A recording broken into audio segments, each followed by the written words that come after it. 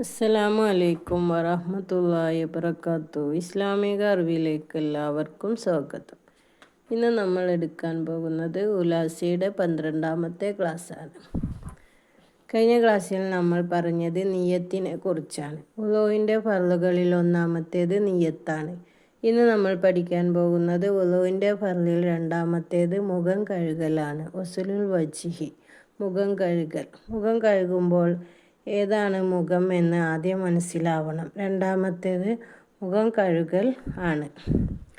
അൽ വജ്ഹി, മുഖം എന്നു പറഞ്ഞാൽ തൂല, നീളത്തിൽ, മാ ബൈന മനാബിത്തി ശൈരി റഅസി വ മുൻതഹിൽ അയ്യൈനി, തലമുടിക്കും മുളക്കുന്നതിൻ്റെയും താടിയെല്ലിൻ്റെയും ഇടയിലുള്ള സ്ഥലമാണ് നീളം. അതാണ് മുഖത്തിൻ്റെ നീളം. വാർളം മാ ബൈന അദ്നൈഹി, ചെവിക്കുറ്റിക്ക് ഇടയിലുള്ള സ്ഥലമാണ് മുഖം. അപ്പോൾ മുഖം എന്താണെന്ന് മനസ്സിലായി. വയജിബു അസ്ലു ശൈരിഹി ളാഹിറൻ വ ബാത്തിനൻ, ആ മുഖത്തുള്ളതായ മുടികൾ ഉള്ളും പുറവും കഴുകണം.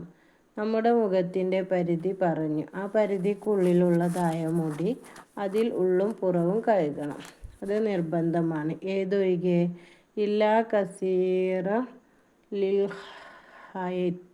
ലിഹിയത്തി വൽ ആരിളി, ഇല്ലാ കസീറുൻ ലിഹിയത്തി വൽ ആരിളി, തിങ്ങിയതായ ഇടത്താടി, അത് കഴുകൽ നിർബന്ധമില്ല, എങ്കിലും അത് സുന്നത്താണ്. ഇൻഷാ അല്ലാഹ് സുന്നത്തിനെ കുറിച്ച് പറയുമ്പോൾ അത് പറയാം.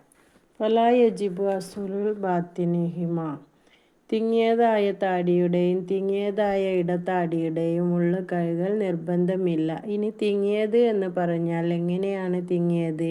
കസീഫു മാലം തുറൽ ബശറഹു മിൻ ഹിലാലിഹി ഫിൽ മജ്ലിസി താഹത്തുബു ഉർഫ. വൽ കുശീത്തു, നിങ്ങൾ തിങ്ങിയ താടി എന്ന് പറഞ്ഞാൽ മാ ഒന്നാണ്. എങ്ങനത്തെ ഒന്നാണ്? ലം തുറൽ ബശർത്തു, തൊലി കാണപ്പെടുകയില്ല. മിൻ ഹിലാലിഹി, മുടികൾക്കിടയിലൂടെ. എപ്പോൾ? ഫിൽ മജ്ലിസി തൊഹാബുത്തി, സംസാരിക്കുന്ന സമയത്ത്. ഉറുഫൻ, സാധാരണീയമായിട്ട് സംസാരിക്കുന്ന സമയത്ത്. ഞാൻ ഒരാളുടെ മുഖത്ത് നോക്കുമ്പോൾ അദ്ദേഹത്തിൻ്റെ മുടി കാരണം അദ്ദേഹത്തിൻ്റെ മുഖത്തിൻ്റെ തൊലിയുടെ നിറം കാണുന്നില്ല എങ്കിൽ ആ മുടിയെക്കുറിച്ച് തിങ്ങിയ താടി എന്ന് പറയും.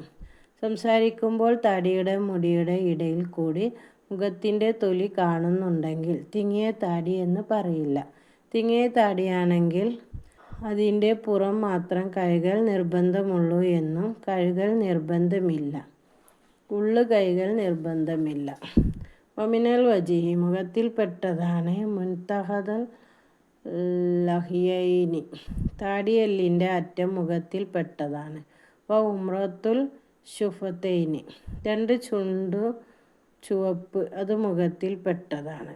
വ മൗലിയിൽ അമീം, വ മൗലിയിൽ എന്ന് പറഞ്ഞാൽ നെറ്റിയിലൊക്കെ ചില ആളുകൾക്ക് രോമങ്ങൾ ഉണ്ടാവില്ലേ, ചിലർക്ക് നേരിയ രോമങ്ങൾ ഉണ്ടാവാറുണ്ട്.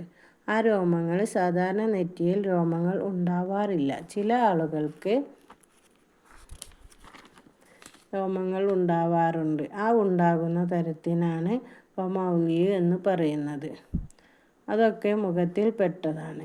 അപ്പോൾ അത് കഴുകണം. ചില കാര്യങ്ങൾ ഒഴിവാണ്. ദൂനൽ മഹല്ലി തഹദീഫി, തഹദീഫിൻ്റെ മഹല്ല്, മുഖവള ഇടുന്ന സ്ഥലം. മുഖത്തിന് ഭംഗി കൂട്ടാൻ മുഖത്തിനൊരു മുഖവള ഇടാറുണ്ട്. തലയിൽ നിന്ന് കുറച്ചു ഭാഗം ഉൾപ്പെടുത്തിയിട്ട് അതിനൊരു മുഖവള ഇടാറുണ്ട്. അടയാളം വെക്കുക, അങ്ങനെയൊക്കെ. അപ്പോൾ മുഖവള ഇടുന്ന സ്ഥലം അത് മുഖത്തിൽ പെട്ടതല്ല. വവത്തിദിൽ ഉദിനി, അതേ പ്രകാരം തന്നെ ചെവിക്കുറ്റിയും മുഖത്തിൽ പെട്ടതല്ല. വൽ ഹയൈനി, ചില ആളുകൾക്ക് നെറ്റി മേലോട്ട് കയറിയിട്ടുണ്ടാവും. അതിനെ കയനെറ്റി എന്ന് പറയും. അത് മുഖത്തിൽ പെട്ടതല്ല. വ മൗലിയുൽ അമാമി, അതേ പ്രകാരം തന്നെ കൃതാവ് എന്ന് പറയുന്ന ഒരു സാധനം ഉണ്ടല്ലോ, അതും മുഖത്തിൽ പെട്ടതല്ല. അപ്പോൾ ഈ പറഞ്ഞ 4 കാര്യങ്ങൾ മുഖത്തിൽ പെട്ടതല്ല. നേരെ മറിച്ച് ചുണ്ട് പോലത്തതൊക്കെ മുഖത്തിൻ്റെ പരിധിയിൽ പെട്ടതാണ്. എങ്കിലും ഇത് കഴുകണ്ട എന്നാണോ? വലാക്കിൻ സുന്ന അസ്ലഹ. മുഖവള, അതുപോലെ കൈനെറ്റി, ചെവിക്കുറ്റി, കൃതാവ് ഇതൊക്കെ കഴുകൽ സുന്നത്താണ്. ഇനി മറ്റൊന്ന് നമ്മുടെ മുഖത്തിൻ്റെ പരിധിയിൽ പെട്ടതല്ല അല്ലേ? കണ്ണ്. ആ കണ്ണിൻ്റെ ഉള്ള് കഴുകേണ്ടതുണ്ടോ? വലാ യജിബു, നിർബന്ധമില്ല. അസുലുൽ ബാത്തിനിൽ ഐനി, കണ്ണ് ഉള്ള് കഴുകൽ നിർബന്ധമില്ല. വലാ യുസ്തഹബ്ബു, എന്നു മാത്രമല്ല ബൽ യുക്റഹു, സുന്നത്തുമില്ല, കറാഹത്താക്കപ്പെടും. കണ്ണിൻ്റെ ഉൾഭാഗം കഴുകൽ കറാഹത്താണ്. ചിലപ്പോൾ കണ്ണിൽ നിന്നും ഇങ്ങനെ വെള്ളം വന്നു കൊണ്ടിരിക്കുമ്പോൾ കണ്ണിന് എന്തെങ്കിലും പോൽ വരാൻ സാധ്യതയുണ്ട്. അതുകൊണ്ട് കണ്ണിൻ്റെ ഉൾഭാഗം കഴുകൽ കറാഹത്താണെന്ന് പണ്ഡിതന്മാർ പറയും. കണ്ണ് ചുമ്മി അതിൻ്റെ മുകളിലൂടെ കഴുകിയാൽ മതി. എന്നാൽ കണ്ണിൻ്റെ ഉള്ളിൽ നജസായി കഴിഞ്ഞല്ലോ. വൈന്നമാ യവസ്സലു ഇദാ നനജ്ജസ, തീർച്ചയായും കണ്ണിനെ കഴുകപ്പെടണം. ഇദാ തനജ്ജസു, അതിൻ്റെ ഉള്ളിൽ നജസായി കഴിഞ്ഞാൽ. കാരണം എന്താ? ഇലലി അംറുൽ നജസ്യത്തി, നജസിൻ്റെ കാര്യം ഭയങ്കര ഗൗരവമായതുകൊണ്ട് ആ സമയത്താണ് കണ്ണ് കഴുകേണ്ടത്, അല്ലാതെ കഴുകേണ്ട ആവശ്യമില്ല. ഇനി നാം പറഞ്ഞ പരിധിക്ക് മാത്രം കഴുകിയാൽ മതിയോ? പരിധിക്കപ്പുറം വേണ്ടേ? വയജിബു, നിർബന്ധമാകും. അസുലുൽ ബാലിൽ ഹുനൂദി വജീഹി, മുഖത്തിൻ്റെ അതിർത്തിയിൽ നിന്ന് അല്പം കഴുകണം. എന്തിനു വേണ്ടിയാണ്? യതഹഖഖ, മുഖത്തിൻ്റെ പരിധി മുഴുവൻ കഴുകി എന്ന് ഉറപ്പു വരാൻ വേണ്ടി. മുഖത്തിൻ്റെ അതിർത്തിയിൽ നിന്ന് കുറച്ച് കൂടുതൽ കഴുകൽ നിർബന്ധമാണ്. എന്നാൽ നമ്മൾക്ക് കാണാം, കൈകാലുകൾ കയറ്റി കഴുകൽ സുന്നത്താണ്. നമ്മൾ പറഞ്ഞതായ പരിധികൾ കുറച്ച് കൂട്ടി കഴുകൽ സുന്നത്താണ്. അപ്പോൾ നമ്മൾ ഇവിടെ പറഞ്ഞത് മുഖം കഴുകുക, മുഖത്തിൻ്റെ പരിധി പറഞ്ഞു, അതിന് കഴുകേണ്ടത് പറഞ്ഞു,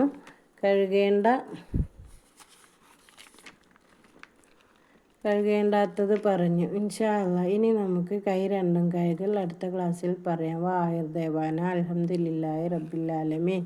അസ്സലാമു അലൈക്കും വറഹ്മത്തുള്ളാഹി വബറകാതുഹു.